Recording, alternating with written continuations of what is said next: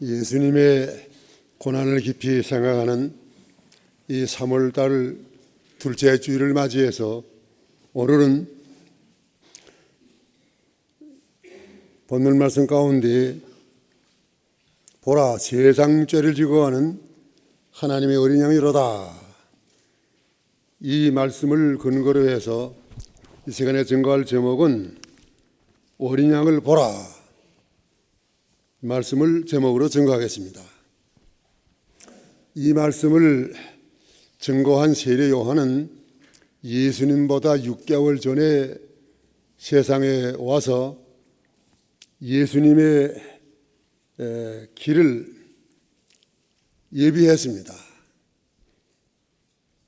세례 요한이 많은 사람에게 말씀을 전할 때에 예수께서 그 가운데서 자기에게 나오심을 보고 이는 마치 이른 아침에 큰 태양이 떠올라오는 광경과 같았습니다.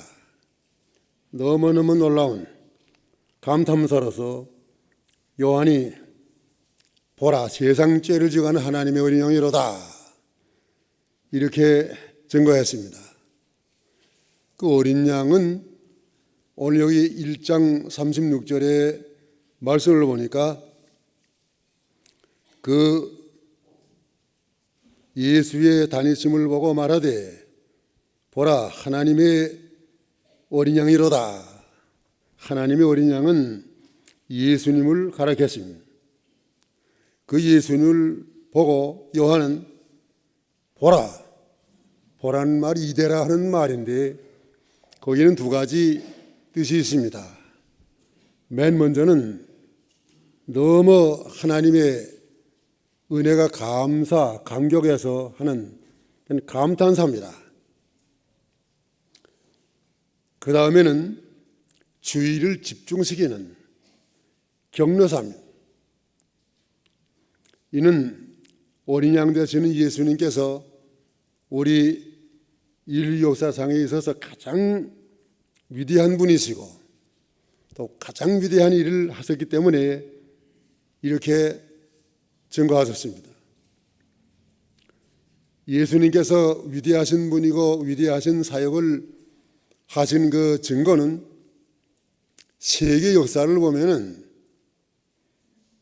예수님 나신 그때를 기준으로 해서 나시기 전에를 주 전 몇 년, 또 나신 이후를 주 후 몇 년, 이렇게 기점으로 사용하고 있습니다.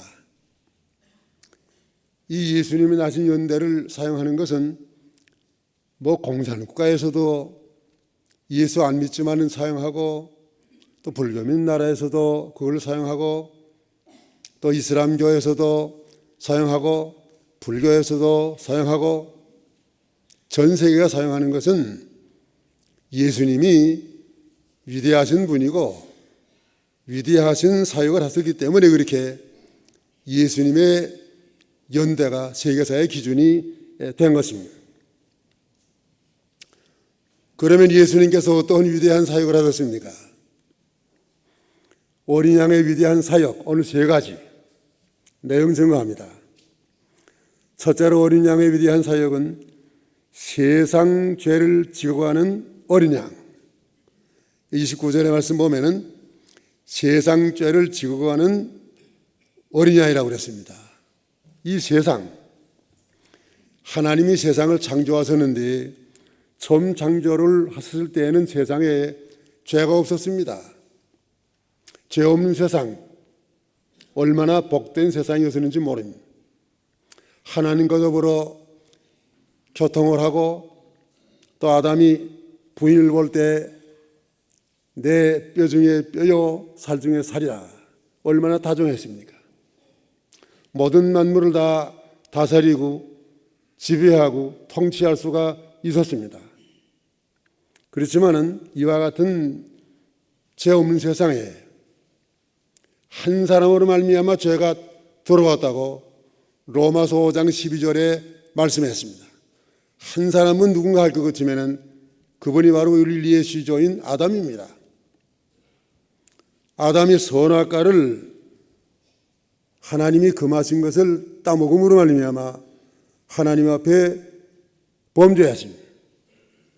이 아담이 우리 인류의 대표로 범죄하였기 때문에 이 세상에 모든 고통이 다 왔습니다.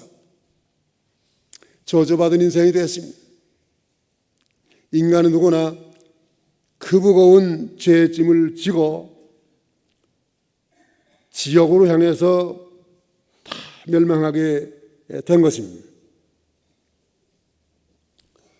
그러나 어린 양 되신 예수님, 우리 인간이 죄의 짐을 지고 지옥으로 향하는 이 불쌍한 인간들 구원하시기 위해서 이 세상에 오셔서 우리의 죄의 짐을 대신 져 주신 분이십니다. 그러면 세상 죄를 지고 가신 방법, 어떤 방법으로 지고 가셨습니까? 두 가지 방법으로 지고 가셨습니다. 세상 죄를 지고 가신 첫째 방법은 어린 양과 같이 죄가 없으심.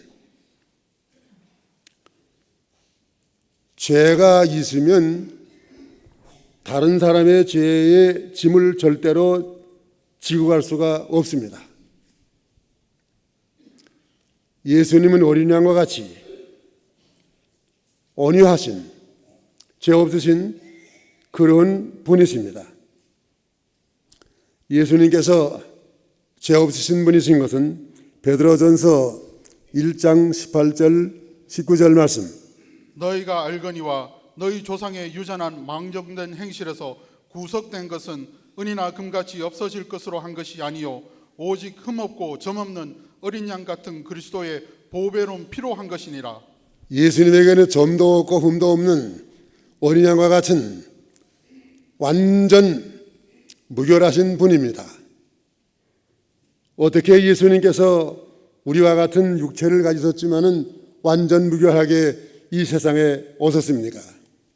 그는 보통 생육법으로 나신 것이 아니고 동정녀 마리아에게 성령의 잉태로 죄 없이 세상에 태어났습니다.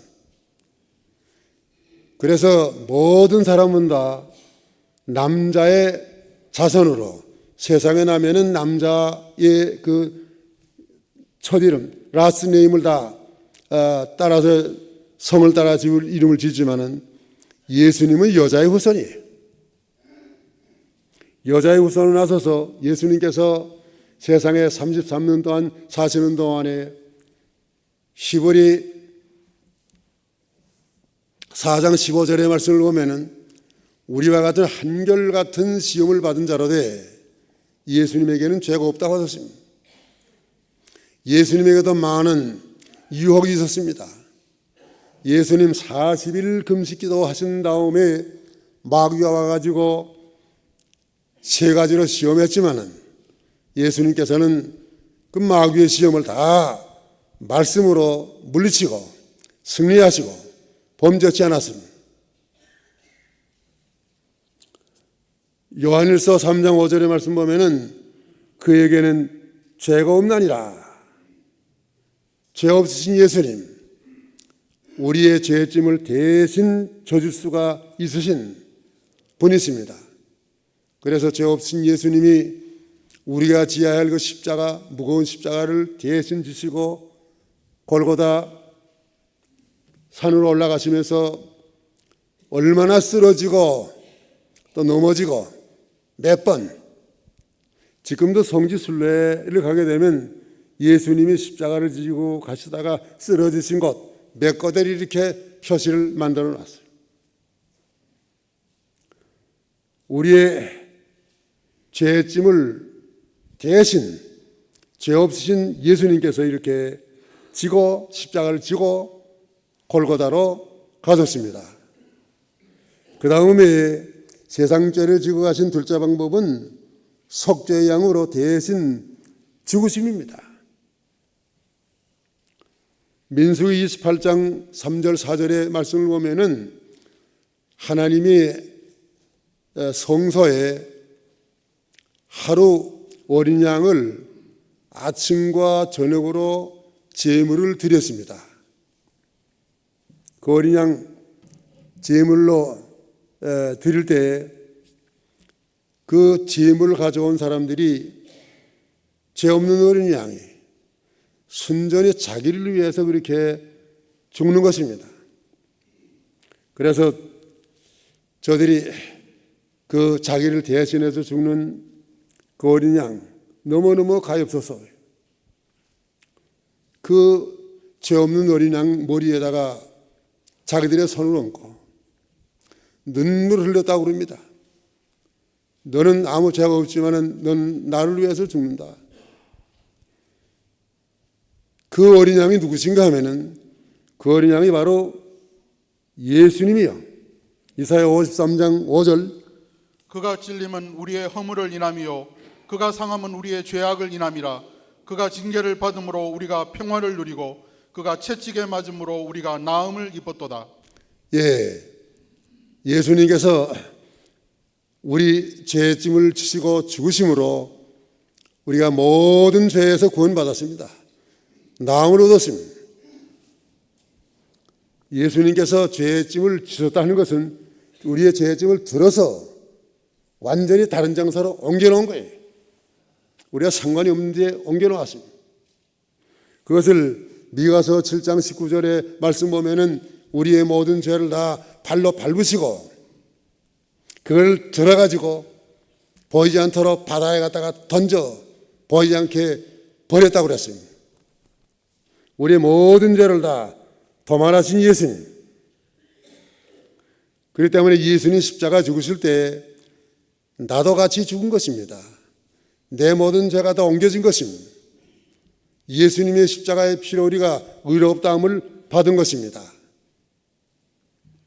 이렇게 예수님은 우리를 위해서 한 번만 우리 짐을 지신 것이 아니고 시편 68편 19절의 말씀 보니까 날마다 우리 짐을 지시는 하나님, 날마다 지신다고 그랬습니다. 날마다 지시는 짐이 무엇입니까? 우리의 세상 살아나가는 동안에 여러 가지 어려움이 많습니다. 조그만 아이들한테도 어려움이 많은 모양이에요. 요거 지금 유치원에 다니는 요건데 어디 가니까 그 아이가 그래 자기 엄마한테 I have so many problems, so many problems. 그 무슨 프로그램이 조그만 게 있는지 말이지. 이 세상의 프로그램, 어려움 없이 사는 사람은 한 사람도 없어요. 사업을 하는데 얼마나 어려움이 많습니까? 공부하는데도 얼마나 어려움이 많습니까? 살아가는데 여러 가지 어려움이 많아요.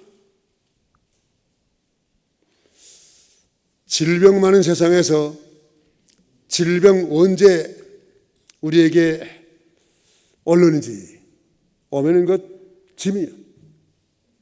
그러나 우리는 그런 짐을 예수님께 맡겨야 됩니다. 우리의 죄짐, 죄진 거 예수님께 나와서 맡기세요. 또 여러 가지 어려운 일이 있으면은 그걸 내가 이렇게 지고 내가 안고 걱정하지 말고 다 맡기세요. 예수님은 아무것도 염려하지 말고 맡기라고 그랬습니다. 맡기면 예수님께서 대신 다 짊어지시는 예수님. 그래서 예수님은 세상 죄를 지고 가는 어린아이, 오늘도 지고 가십니다. 영원히 지고 가십니다. 그 다음에 둘째, 어린 양의 위대한 사역은 하나님이 준비하신 어린 양. 여기 29절의 말씀 보면은 하나님의 어린 양, 하나님의 어린 양이라는 말씀이 무슨 말씀을 할 것 같으면은 하나님이 준비하신 어린 양, 하나님이 우리를 위해서 그 양은 준비하신 어린 양이에요. 예수 그리스도는 하나님이 준비하신 우리의 대속주가 됐습니다. 우리 사람이 동물과 다른 것은 종교 생활하는 것입니다. 짐승들은 어떤 짐승이라도 종교 생활하는 짐승은 없어요. 자, 여러분들 집에 개가 기도하는 거 보셨습니까? 기도해요? 못해. 고양이가 기도합니까? 못해. 소가 기도합니까? 못해. 왜 못합니까? 그건 아무리 예수 믿으라고 해도 소용없어요. 그 영혼이 없어요. 영혼이 없기 때문에 그런 짐승들에는 기도하는 거 종교성이 없어요. 우리 인간에게만 종교성이 있습니다. 우리 인간은 옛날 상고시대 미개한 때나 오늘날 지금 발달한 오늘이나 어느 시대나 종교 생활하지 않은 시대가 없습니다. 다 종교 생활이에요. 근데 종교 생활하는 거기에는 두 가지로 분류할 수가 있어요. 우리 인간의 종교를 두 가지로 분류하면 먼저는 자연 종교, 그 다음에 종교는 계시 종교. 자연 종교는 무엇입니까? 그 재물을 신에게 바치는 걸 자기들이 준비한 것은 자연 종교라고 그래요. 세상의 종교는 다 재물 제가 준비한 거예요. 우리 인간이 준비한 그 재물은 다 헛된 것입니다. 제주도에 가면은 우리 제주도에서 오신 권사님 계신데 제주도 김여이라는 데를 가면 거기 뱅굴이 있어요. 요즘에는 지금 뱀들이 없지만 옛날에는 그 뱀이 그저 우글우글했대요. 제주도 사람들은 뱀을 신으로 섬겼어요. 딸 시집 보낼 때는 구레이를 한 마리씩 넣어가지고서 같이 복 받으라고 이렇게 시집 보냈다 그러면 가다가 물려 죽지 않은 게 감사하게 복은 현행. 그런데 뱅굴에다가 1년에 한 번씩 처녀들을 거기다 갖다가 재물을 넣어줬다는 거예요. 그러니 이런 구레이들이 먹어서 그거 다 뜯어먹느라고 말이야. 아이고 불쌍해. 너무너무 불쌍해. 또 그다음에 우리 심청, 전 여러분들이 다 아시죠? 심청이. 심청이 자기 아버지 눈뜨게 하기 위해서 공량미의 300석에 팔려가지고 그 백군들에게 끌려서 바다 가운데 가서 제물로 바다 가운데 빠치고요. 그 다음에 있는 건 다 그건 뭐때 연구회가 어떤 거다 그 설화예요. 우리가 그걸 통해서 뭘 할 수 있나 그거 중에는 옛날 그렇게 사람이 미련한 백군들에 의해서 바다에 가서 빠쳐 죽는 제물이 됐다는 거. 그건 사실이에요. 또 그다음에 이 미개한 이 종교들, 이 아메리칸 인디안들 보면은 마약 문명,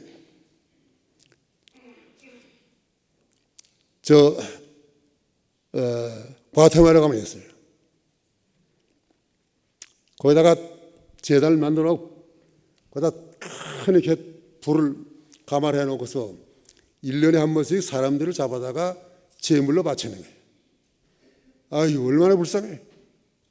이게 자연종교에서 사람이 제물을 준비한 죄악된 행동이에요. 계시종교 무엇입니까? 계시종교는 하나님이 준비하신 제물을 하나님께 드리는 것입니다.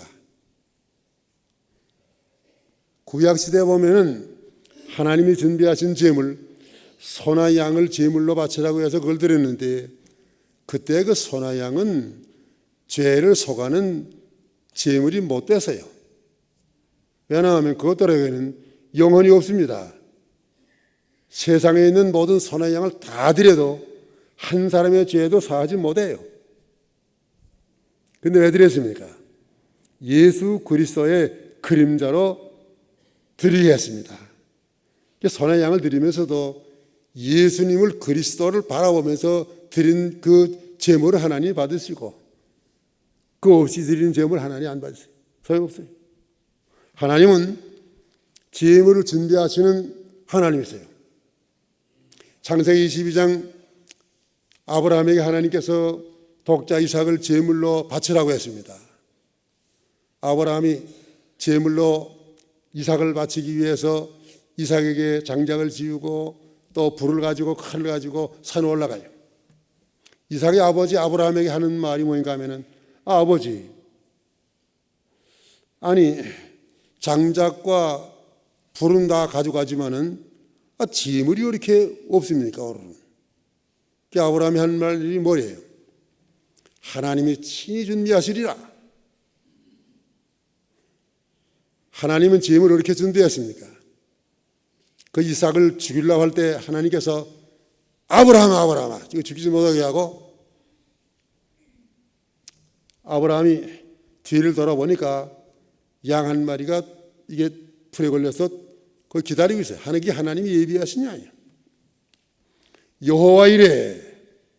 그 말씀이 무슨 말씀인가? 그 같으면은 하나님이 준비하시리라. 하나님이 준비하신 재물, 바로 그 재물이 예수 그리스도십니다. 그러면 하나님이 준비하신 방법, 어떤 방법으로 준비하셨습니까? 첫째 방법은 하나님이 독생자를 보내심. 우리 죄를 대속하기 위해서는 이 세상에 우리의 대신 제물이 될 것이 아무것도 없습니다. 소나 양은 사람의 가치가 못되고, 또 모든 사람들은 다 죄인이기 때문에 못되고, 천사들이 못되는 것은 천사들에게는 육체가 없어요. 그렇기 때문에 만민을 구속하는 하나님과 우리 인간의 화목제물이 될 것은 하나님이 독생자밖에는 없습니다. 우리 화목제로 하나님이 예비하신 제물이 바로 독생자요. 요한복음 3장 16절, 하나님이 세상을 이처럼 사랑하사 독생자를 주셨으니 이는 저를 믿는 자마다 멸망치 않고 영생을 얻게 하려 하심이니라. 예, 하나님의 독생자, 내놓을 수 없는 독생자요. 그런데 하나님이 우리 죄인들의 재물을 위해서, 대속을 위해서 독생자를 내놓으셨습니다.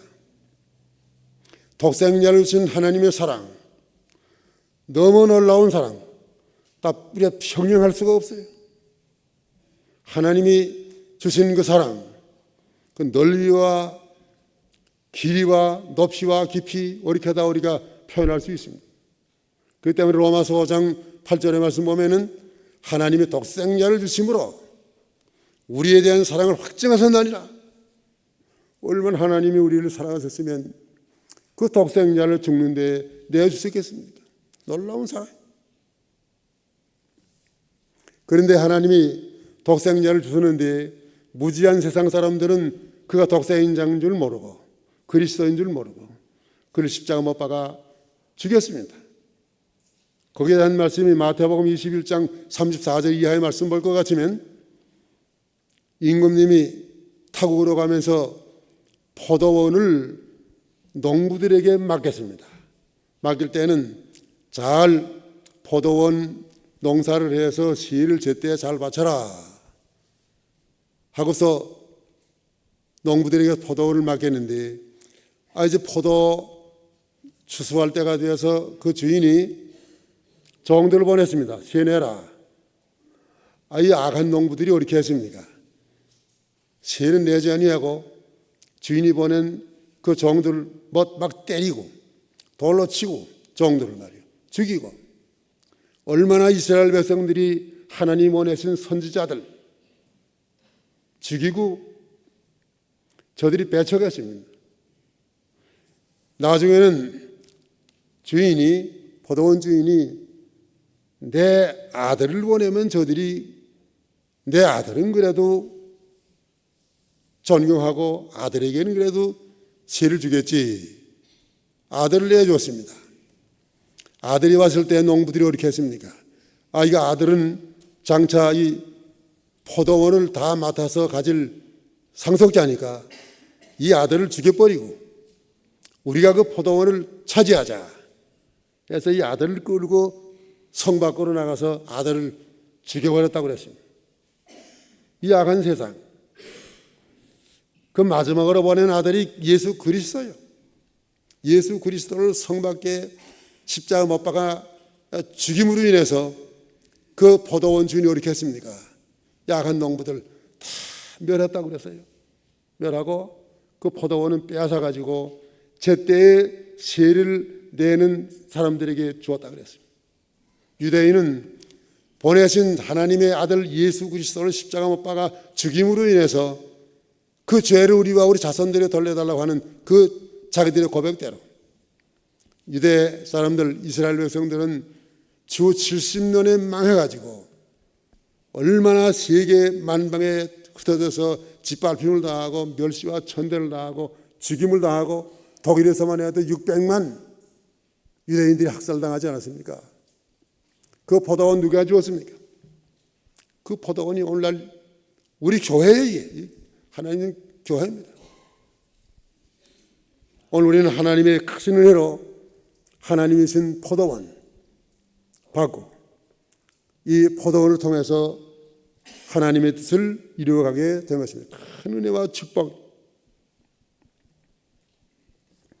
하나님이 준비하신 둘째 방법, 하나님이 죽음에서 살리심.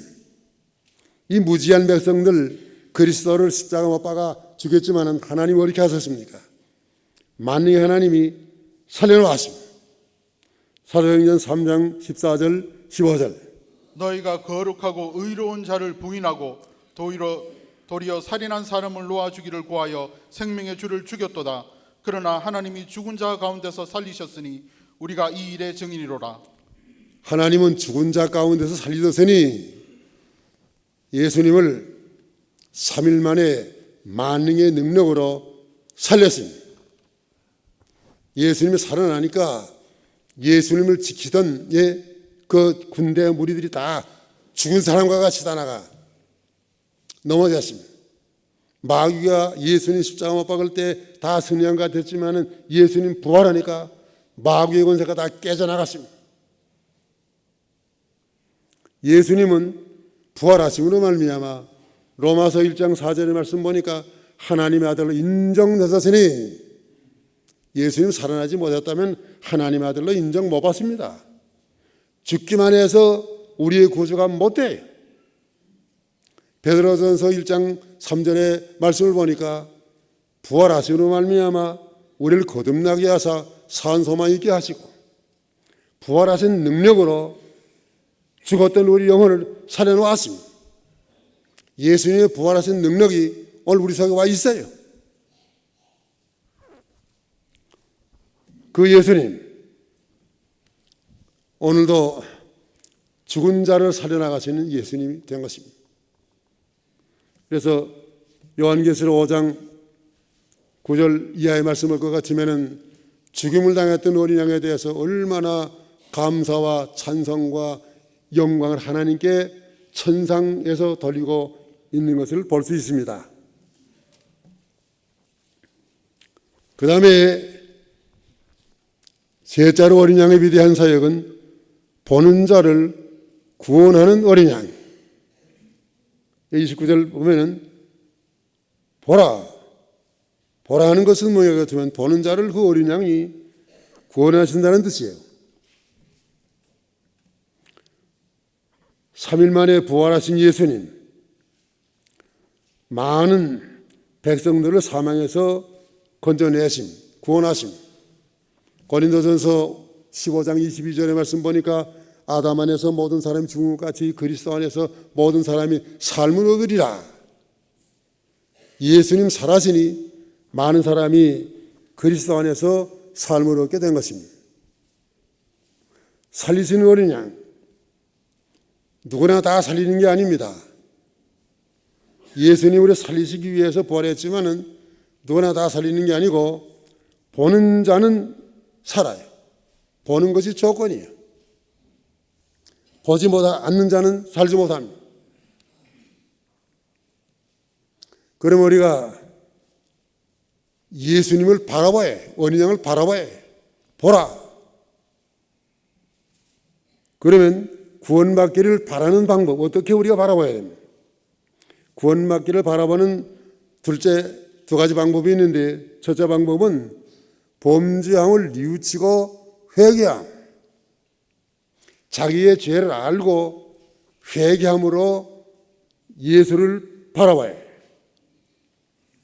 이스라엘 백성들이 광야에서 하나님을 원망했습니다.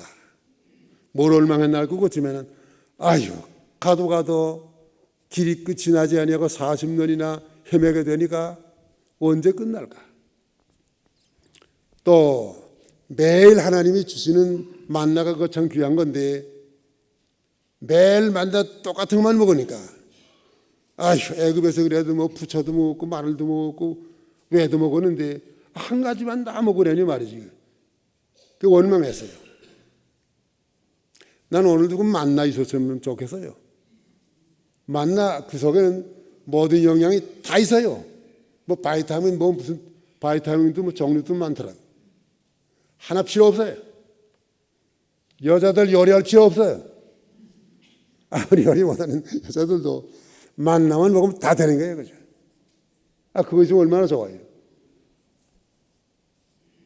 근데 만나 그렇게 좋은 거 먹으면서도 아휴 감사할 줄 몰랐다며 원망했어요. 그렇기 때문에 하나님이 이 감사할 줄 모르고 원망하는 백성들 회개시키기 위해서 광야의 모든 불뱀들 다 몰아다가 이스라엘 백성들 막 물게 했습니다. 광야에 그 불뱀들이 많아요. 그 뱀 무서운 뱀이에요. 한 번 물리면 뭐 거기 아파서 죽을 지경이고 죽는 겁니다. 독이 퍼져서. 근데 이때까지는 왜 뱀들이 못 물었나? 그 하나님이 야, 내 백성들이 가니까 너들 다 물래. 다 물려가. 뱀들이 움직 못하고 다 물러갔더랬어요. 이제 하나님이 야, 내 백성들이 범죄하니까 너희들 좀 보내서 죄를 깨닫게 해야 되겠다. 다 와서 물어라 하니까요. 이것들이 거기서 물고 싶은 거 앞에 있으면서 못 물어뜨렸는데 하나님 물게 하라 하니까 다 모여왔다네. 모여와가지고 거기서 뭐 들어붙어서 막 무는데 말이요. 뱀에게 물려서 죽은 사람이 얼마나 많은지 몰라요. 뱀에게 물린 사람들.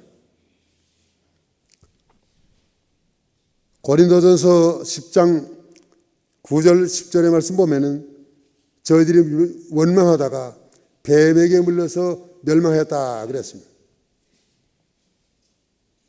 민수기 21장 7절 백성이 모세에게 이르러 가로되 우리가 여호와와 당신을 향하여 원망함으로 범죄하였사오니 여호와께 기도하여 이 뱀들을 우리에게서 떠나게 하소서. 모세가 백성을 위하여 기도하매 예, 백성들이 다 모세에게 몰려와가지고 우리가 원망한 것 잘못했습니다. 대신 좀 회개하는 기도를 해서 이 뱀들을 물리쳐 주십시오. 모세가 기도하니까 그 징그러운 말이에요. 무시무시한 그 뱀들이 다 도망갔어요. 하나님이 가라 하니까 다 도망갔답니다. 하나님이 그런 하나님이요. 며칠이 하나님의 백성들이 먹이고 싶을 때는 며칠이더라 다 날아오라 하니까 전부 다 날아왔답니다. 뱀들이 와서 물러가는 거 다 와서 물었어요. 가라 하니까 다 갔답니다. 하나도 남지 못했어요.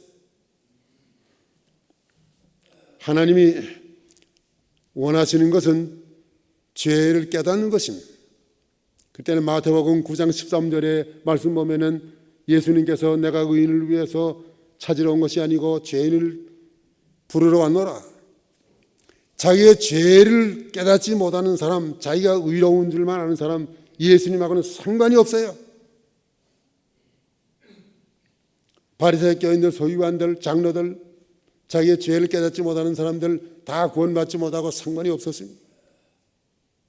그렇기 때문에 우리가 구원받기 위해서는 내가 죄인인 것을 알아야 됩니다.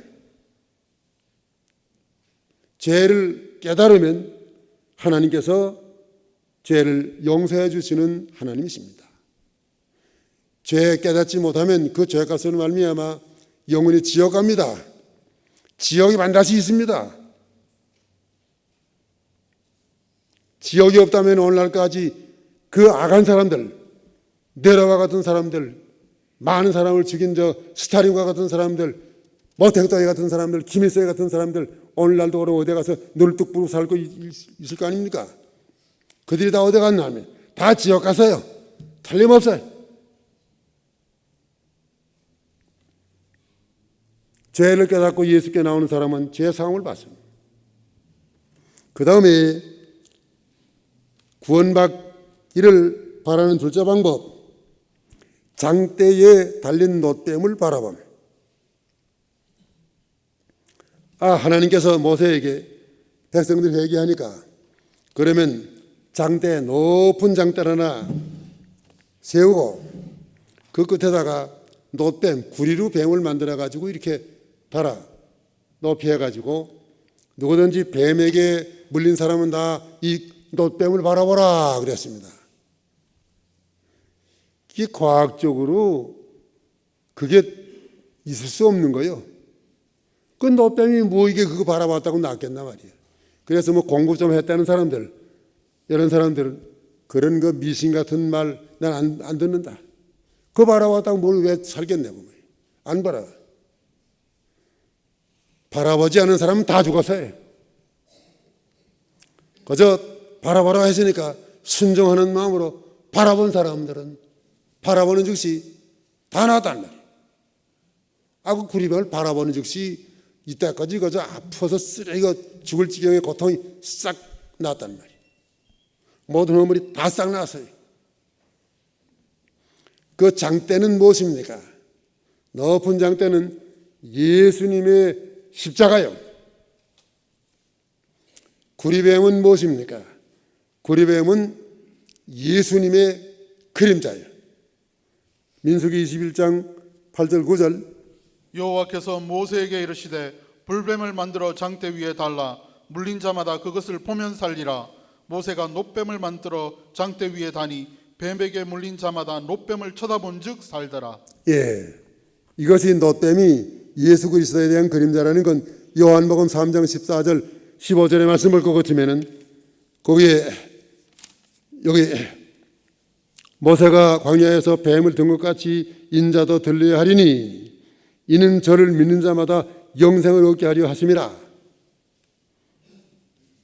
광야의 놋뱀은 예수 그리스도예요.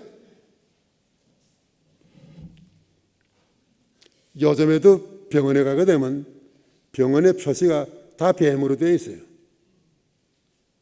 우리 사람은 메디컬 닥터 여기 있대지요? 메디컬 닥터 여기 있어요? 예? 없어요? 오늘 안 나왔어요? 병원에 가게 되면 다 꼬불꼬불한 뱀을 갖다가 병원 표시로 세웠어요. 그렇지요? 다 보셨지요? 그게 어디서 나왔나 할 것 같으면은 이 광야에서 모세가 뱀을 든 거 여기서 나왔고 예수 믿어야 구원받는다는 그 표시에 의해 그것도 모르고 그냥 무심하게 그와 징그러운 뱀을 갖다가 이 병원에 표시했나 말이에요. 예수 믿으면 낫습니다. 예수 믿으면 구원받습니다. 그렇기 때문에 우리는 예수님 바라봐야 해요.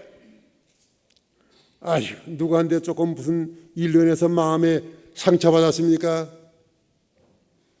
마음의 아픔을 당한 게 있습니까? 예수 바라보세요. 이 시간에 예수님 바라봐요. 또 마음 가운데 남에게 무슨 말하지 못할 고통이 있습니까? 예수 바라보시오. 예수님의 십자가를 바라보세요. 우리의 힘으로 구원받을 수 없는 자들 예수님을 바라보세요.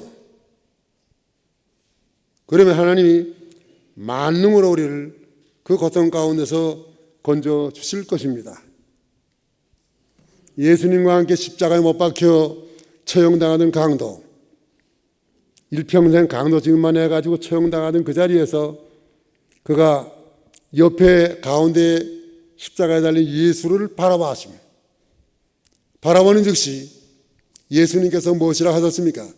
내가 오늘날 나와 같이 낙원에 있으리라. 강도도 예수님 바라볼 때 즉시 낙원으로 구원받았습니다. 예수 믿으면 구원이고 안 믿으면 지옥에.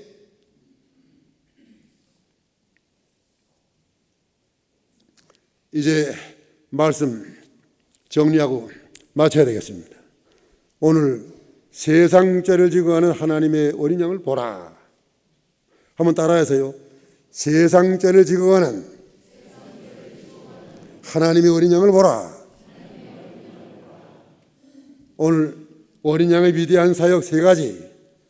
첫째 사역이 무엇입니까? 세상죄를 지고 가는 어린 양. 둘째 사역 무엇입니까? 하나님이 준비하신 어린 양. 셋째 사역 무엇입니까? 보는 자를 구원하는 어린 양. 이제 우리는 히브리 12장 2절. 믿음의 주여 또 온전케 하시는 이인 예수를 바라보자. 저는 그 앞에 있는 즐거움을 위하여 십자가를 참으사 부끄러움을 개의치 아니하시더니 하나님 보좌 우편에 앉으셨느니라. 우리를 온전케 하시는 예수님을 바라보자. 바라보라고 그랬습니다. 예수님은 그 광야의 배움은 모든 상처를 다 낫게 할 뿐만 아니라 오늘 우리가 예수를 바라보면 새로운 힘을 얻습니다. 승리하는 힘을 얻어요. 진센 돌프가 예수님이 십자가에 못 박힌 그 그림 보았습니다. 그 밑에 뭐라고 써있나 알고 치면은 나는 너를 위해 몸버려 피 흘려 죽었건만은 너는 나를 위해서 무엇을 하느냐. 이 글을 읽고요. 그 진센돌프가 얼마나 큰 감격을 받았어요. 큰 감동을 받았어요. 거기서 진센돌프의 그 생애가 완전히 변화된 것이요. 변화돼 가지고 그가 이때까지 생활과는 반대로 예수님을 위해서 일생을 헌신 봉사하는 하나님의 종으로서 승리의 생활을 했습니다. 예수님을 바라보고 우리가 새 힘을 내서 예수님 바라봄으로 다 구원받으시고 예수님 바라봄으로 죄를 이기시고 예수님 바라봄으로 환난을 이기심으로 하나님 앞에 부끄러움이 없는 영광의 구원에 참여하시기를 축원하는 바입니다. 다 기도하세요.